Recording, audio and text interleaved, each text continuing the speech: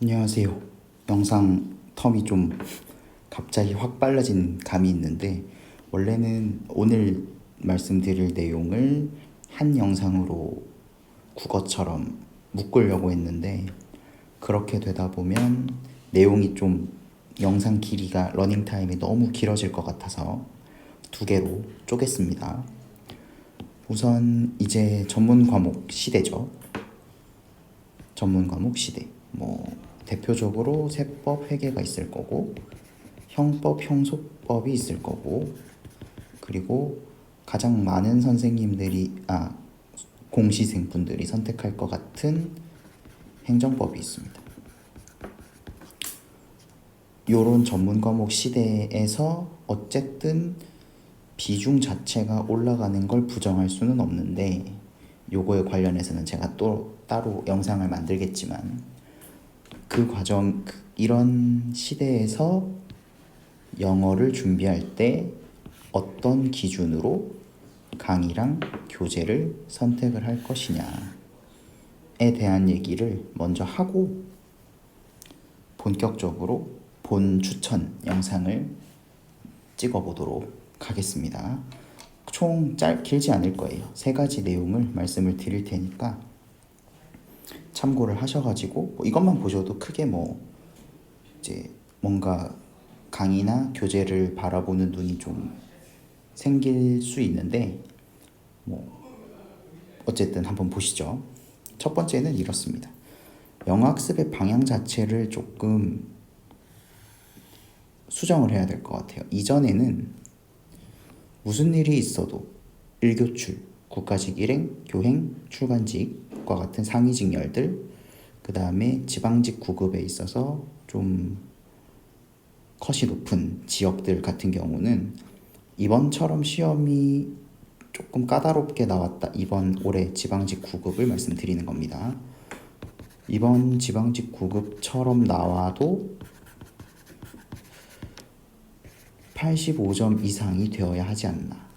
그러면 95, 100이라고 했을 때 영어, 국어, 한국사, 영어가 95, 100, 85라고 했을 때 이러면 280이죠.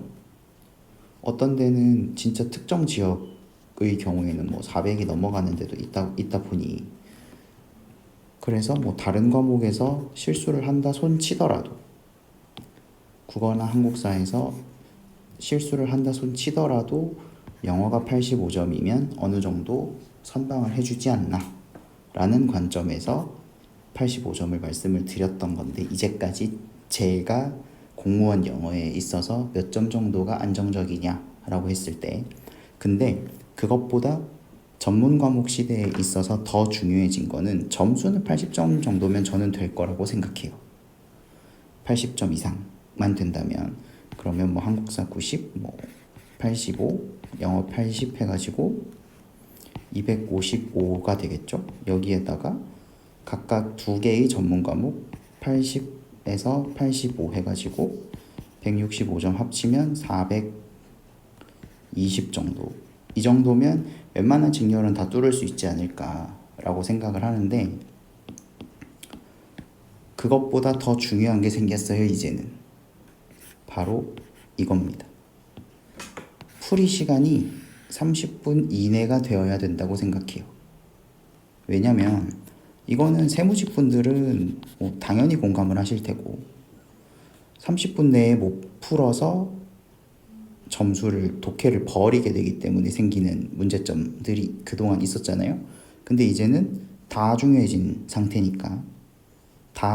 상태고, 전공 과목들이 공통적으로 이제 똑같아지다 보니까 전공 과목에서 유불리를 최대한 줄임과 동시에 영어에서도 뭔가 나만의 어드밴티지를 얻어야 된단 말이죠. 세무직 같은 경우는 어차피 시간이 부족해요. 그리고 행정법이나 형법이나 형소를 선택하시거나 관세를 선택하시는 분들도 풀이 시간이 이전보다 늘어날 가능성이 높습니다. 행정법은 그동안 풀이 시간이 옛날에는 8분, 9분 이랬다가 요즘에는 12분에서 많이 가는 분들은 15분까지 걸리는 거 제가 많이 봤거든요. 점수가 웬만큼 나오시는 분들조차도. 왜 그러냐면 읽어야 될 텍스트 자체가 많아졌기 때문인데, 어쨌든 전공 과목 시대에서 영어랑 관련해서 가장 중요한 부분은 점수도 점수지만 몇 분이 걸리느냐의 문제입니다. 이제는 옛날처럼 어떤 분 35분, 40분 투자해가지고 80점, 85점 얻는다? 안 돼요. 전공 과목에서 밀릴 가능성이 높습니다. 특히 세무직분들이 명확하게 이런 부분이 적나라하게 드러나겠죠. 그렇기 때문에 이제부터 제일 중요한 거는 30분 이내에 푸는 거예요. 그리고 점수는 80점 정도면 웬만큼 다 되지 않을까. 물론 이제 일행, 교행, 출간직 이런 상위 직렬들은 85점 이상이 되어야겠지만, 그렇지 않는다고 했을 때는 80점 정도면 충분하다고 생각하고, 그것보다 더 중요한 거는 30분 이내에 푸는 거다. 이 방향 자체를 머릿속에 둔다면 이렇게 되겠죠. 30분 내에 풀고 80점 이상의 안정적인 점수를 확보하기 위해서는 당연히 구문이랑 독해가 문법 어휘보다 중요해질 수밖에 없어요. 문법 어휘 열심히 공부해도 하나씩 날릴 수 있습니다. 실수할 수 있잖아요. 특히나 구동사나 이디엄에서 실수할 수도 있고, 문법 같은 거 이번 지방직처럼 넣으면 한두 개 틀릴 수 있죠. 그러면 독해에서 최대한 마이너스 3개 이하로 선방을 해야 된다는 건데, 이거에 대한 준비보다는 이거에 대한 준비가 당연히 많을 수밖에 없다고 생각합니다. 초반에는. 그리고 끝까지 갈수록 구문이랑 독해가 여러분들의 발목을 잡지 않도록 하는 게 위에서 말씀드린 이 부분을 달성하는 키가 될 거라고 생각해요. 저는. 그래서 그동안에 제가 이렇게까지 말씀을 드리는 이유는, 점수를 어느 정도 일정 정도까지 확보한다라고 했을 때 많은 분들이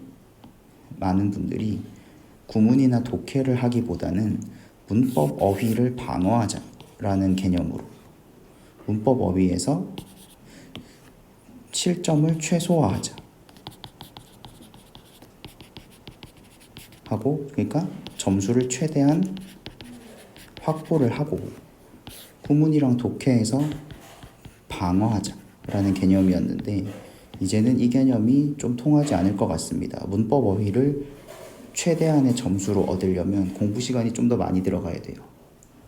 그러니까 문법 어휘는 처음부터 끝까지 균일하게 공부를 꾸준히 해줘야 됩니다. 내용적으로 암기가 필요한 부분이니까. 그런데 구문이랑 독해는 절대적으로 그렇다는 건 아니지만 문법 어휘에 비해서는 상대적으로 공부 시간이 뒤로 갈수록 조금씩 줄어들어요. 이렇게 그리면 좀 오해가 있을 수 있으니까, 초반에는 비슷하게 가다가 끝에 가서는 좀 줍니다. 이런 식으로. 이런 식의 형태를 취할 가능성이 높아요. 그렇기 때문에 공부 시간을 관리하는 과목별 밸런스의 측면에서 봐도 문법 어휘보다 구문 독해에 이전보다는 좀 더 신경을 써달라라는 의미로 봐주시면 되겠습니다.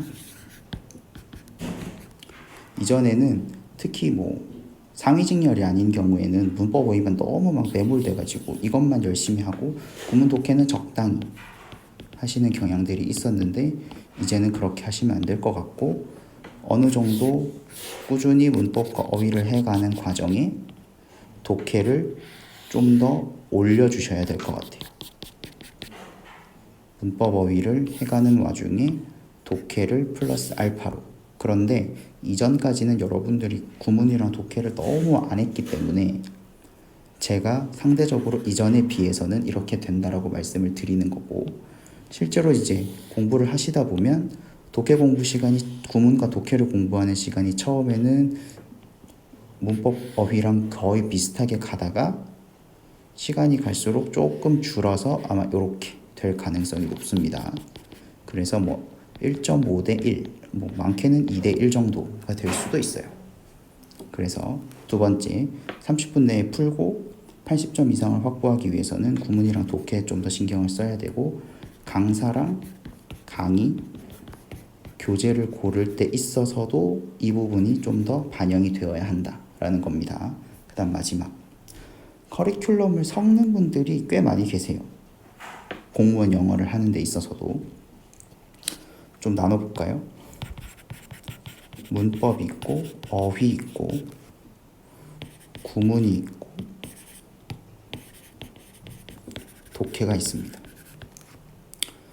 문법과 구문 어느 정도 교집합이 있고, 구문과 독해 어느 정도 교집합이 있어요. 그러면 이제 섞을 때는, 그런 섞는 경우라고 했을 때는 뭐 한 분을 따라갈 거라면 아무 상관이 없지만, 굳이 섞을 거라면 구문을 어디에 갖다 붙이느냐에 따라서 조금 달라집니다. 커리큘럼의 방향성이. 그런데 개인적으로는 이렇게 생각해요. 섞을 거라면 문법하고 어휘 다 따로 하셔도 됩니다. 그런데 구문이랑 독해는 묶어주세요. 문법과 구문이 달라지는 경우, 강사가 달라지는 경우, 문법 문제풀이를 하는 데 있어서 별 지장이 없습니다. 배울 때는 상호 간에 뭔가 관련이 있는 것처럼 보이지만, 실제로 문제를 풀 때는 막 그렇게까지 막 100% 연계가 되고, 구문적인 내용이랑 문법적인 설명이 강사마다 조금씩 다르거든요. 그게 달랐을 때 문법 문제풀이를 하는데 뭔가 치명적이냐? 그렇진 않거든요. 그런데 구문이랑 독해가 다른 선생님이 되어버리면 독해 설명을 듣는 것 자체가 굉장히 어색해질 수 있습니다. 어쨌든 지문을 해석하는 과정에서 배웠던 구문들이 계속 들어가야 되는데, 구문을 설명하고 쪼개고 분석하는 틀 자체가 강사 선생님들마다 약간씩 다를 수 있거든요. 그게 흔들려 버리면 강의 듣는 것 자체가 굉장히 불편해져요.